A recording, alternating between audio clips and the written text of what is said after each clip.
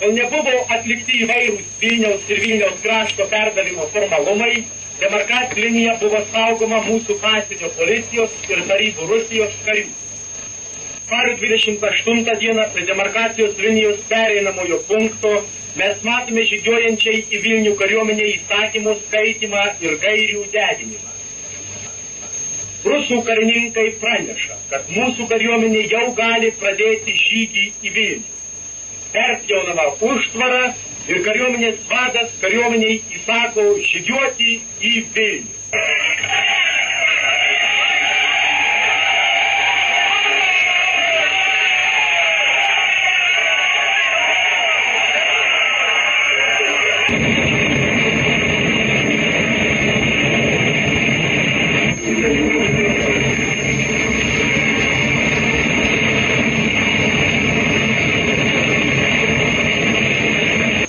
Pakeliui į Vilnių mes matome, su kokiu džiaugsmu ilgos okupacijos iškankinti ir skurdos slegiami gyventojai sutinka mūsų karius.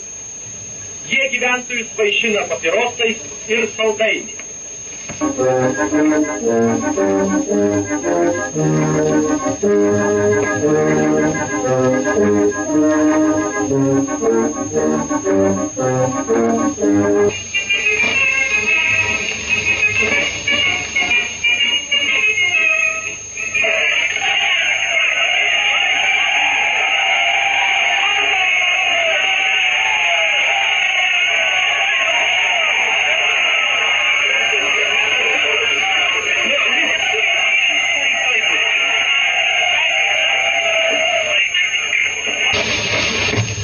Sekančią spalio 29 dieną, sekmadienį, mūsų kariuomenės daliniai didelė Vytauto Didžiojo universiteto studentų ekskursija ir tūkstančiai tikinčiųjų susirinko į pirmas viešąsias pamaldas prie dangiškosios Lietuvos globėjos Aušros vartų.